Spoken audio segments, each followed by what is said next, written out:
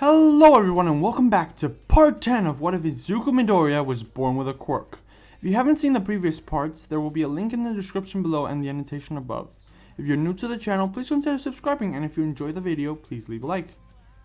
In the previous episode, we have Midoriya and the others just finished their final exams. Some passed, others failed. A little after the exam, the students go to the mall to buy new clothes and clothes for the funeral. While there, the class splits up to more effectively do their shopping. By the end, the only ones left are Uraraka and Midoriya. Uraraka, when she realizes there are only two are left, gets flustered and runs off to think about stuff. Midoriya is left to do shopping on his own. The next day, the class goes to a graveyard. They are attending a funeral for a friend. They are attending Ida's funeral. The ceremony goes on for about 20 minutes. While this is happening, Midoriya just stands there, full of guilt at not being able to save Ida. Midoriya just can't help but feel guilty. He keeps thinking of Bakugo's words, but just can't stop the feeling in his chest. After the ceremony ends, everybody goes to talk to the family and give their condolences. Everyone except 4 people. Midoriya stands in front of Ida's grave. The grave says, "Tenya Ida, beloved son and brother. He left us too soon." Midoriya stands in front of the grave crying. Midoriya holds back his tears, apologizing to Ida. "I'm sorry, Ida. Sorry I couldn't save you. Sorry I wasn't a good enough friend and couldn't stop you." As Midoriya is apologizing, he feels a hand on his shoulder. He turns to see Todoroki saying, "It's not your fault, Midoriya. We did all we could." Midoriya fully turns around, seeing Uraraka and Bakugo standing there in support. Midoriya then says, "But if we had gone looking for him sooner, then maybe..." Bakugo says, "You can't think of hypotheticals, Deku. What happened happened. There is no way of changing the past. As I told you before, all you can do is look to the future and look to the people you have to save there." Midoriya thinks, "Man, I haven't heard him call me Deku since we were little."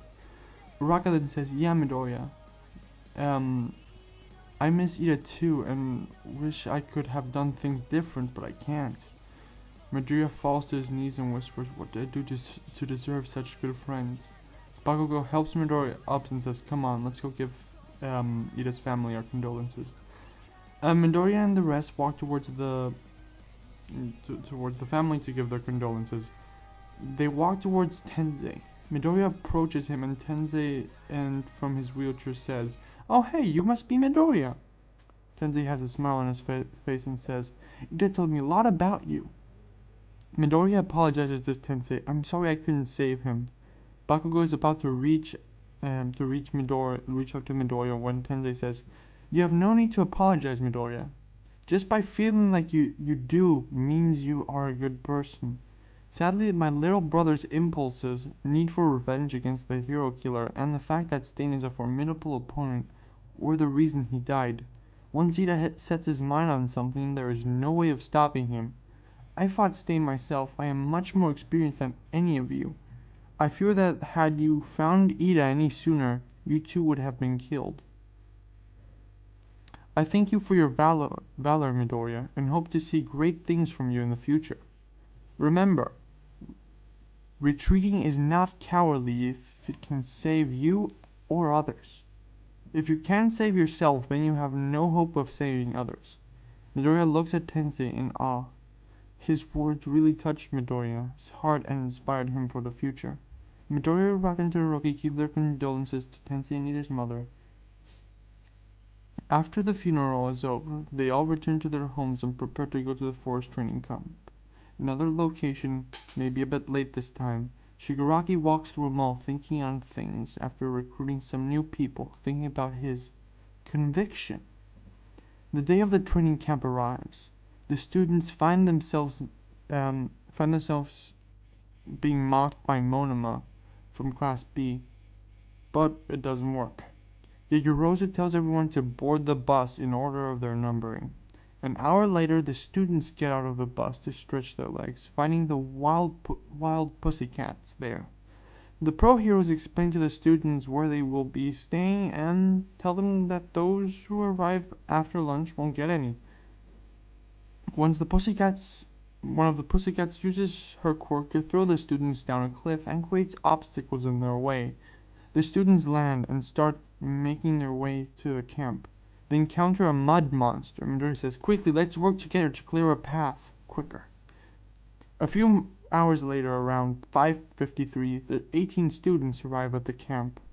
The pros apologize about them being late. "We kind of judged on our own merits." Pixie Bob says, "Nonetheless, you three did very well," pointing at Midoriya, Bakugo, and Todoroki. Midoriya asks about the boy next to the heroes and gets his answer. Midoriya goes to introduce himself to Koda but gets punched in the balls. The students then go to get their luggage and settle in. After they do, they go get dinner, and after that they go enjoy a bath. They finish relaxing and afterwards go to sleep. The next day, Aizawa wakes the students up very early. He tells Bakugo, "See how far you can throw that after all this training you did." Bakugo grabs the ball and yells, "Die!" throwing the ball as far as he can with a mighty explosion. Aizawa holds up the camera and shows 709.2 kilometers. The class is amazed that Bakugo didn't improve much. Aizawa then says, "You may have all grown in the past semester, however, you have not trained your corpse too much.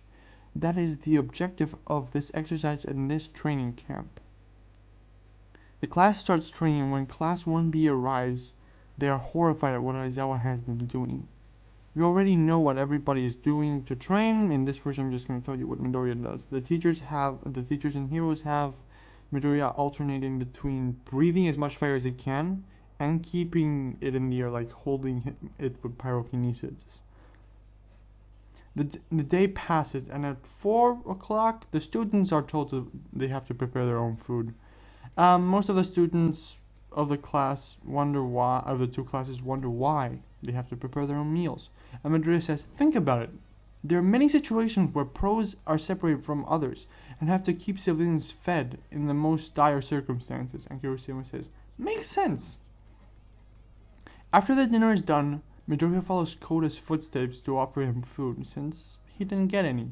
Midoriya tries to connect with the boy to no avail, so returns to the camp. He asks Mandalay about Koda and gets his backstory explained. The next day, the students keep training all day until evening. Aizawa takes Ashido, Zero, Kaminari, Uraraka, Aoyama, Sato, and Kirishima to the remedial course because they didn't impress him enough. The rest of the students do a test of courage, a minigame made by the Wild Pussycats, as a group of villains assembles not too far away. I hope you all enjoyed the episode. Please make sure to leave a like and subscribe. Make sure to leave suggestions for what you want in the comments, other series, what you want to happen in this series. Until next time, have a nice day, everyone. Bye!